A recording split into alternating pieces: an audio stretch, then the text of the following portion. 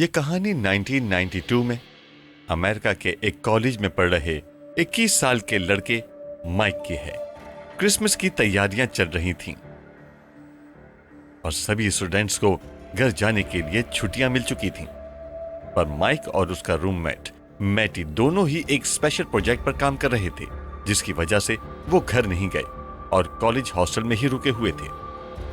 Christmas से 2 दिन पहले मैटी और माइक रात में बैठकर एक हॉरर मूवी देख रहे थे। मूवी के बाद दोनों अलग अलग हॉरर लेजेंड्स की बात करने लगे।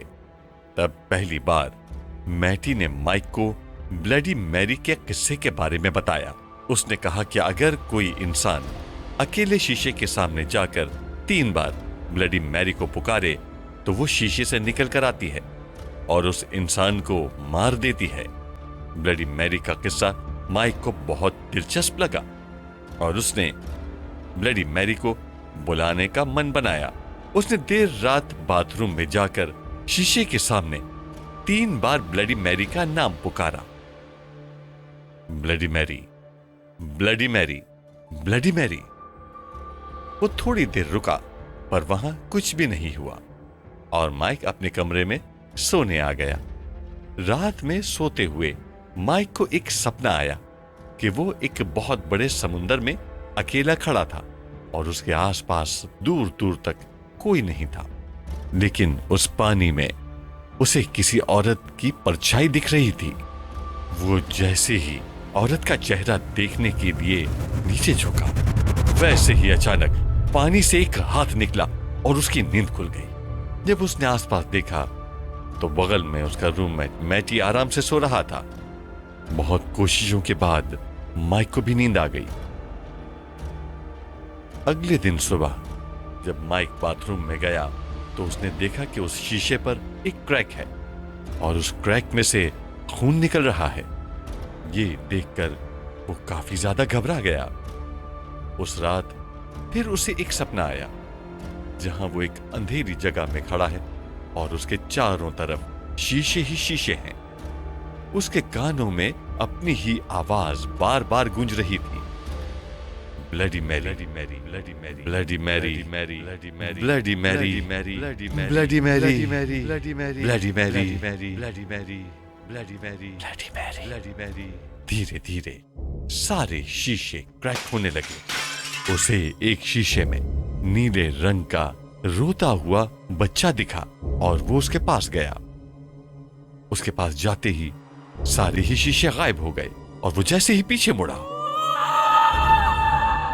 वहां ब्लडी मैरी खड़ी थी। उसे देखकर उसकी नींद वापस खुल गई और उसने घबरा कर अपने दोस्त मैटी को भी नींद से जगा दिया।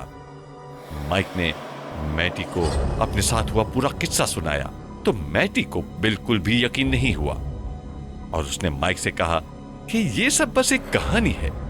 और माइक के बहुत कहने पर उन दोनों ने उस रात ब्लडी मैरी को वापस बुलाकर उसे माफी मांगने का इरादा किया। इस बार उन दोनों ने ब्लडी मैरी को बुलाने के पूरे रिचुअल को फॉलो करके ब्लडी मैरी को 3 बार आवाज लगाई पर कोई भी नहीं आया। फिर मैटी बाथरूम से बाहर निकला और माइक को अकेले में उसे बुलाने के लिए कहा। बहुत हिम्मत करके जब माइक ने ब्लडी मैरी को 3 बार बुलाया तब भी कुछ नहीं हुआ। मैटी बाहर से बोलने लगा कि माइक बहुत ज्यादा सोच रहा है और ये सब एक कहानी है।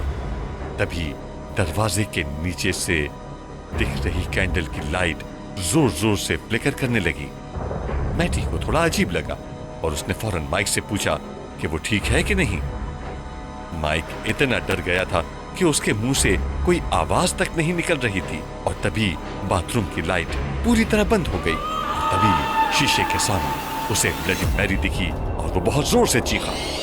मैटी उसकी चीख सुनकर बेहद घबरा गया था और उसने दरवाजा खोलने की बहुत कोशिश की पर दरवाजा नहीं खुला।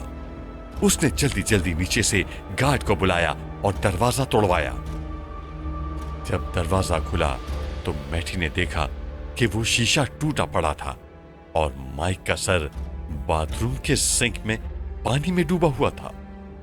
माइक को फौरन अस्पताल ले जाया गया, लेकिन वो बच नहीं पाया। मैटी उसकी मौत के लिए अपने आप को जिम्मेदार मानता है और ब्लडी मैरी का नाम अपनी जबान पर कभी नहीं लाता। अगर आपको ये वीडियो पसंद आई हो तो हमारे चैनल को सब्सक्राइब करें।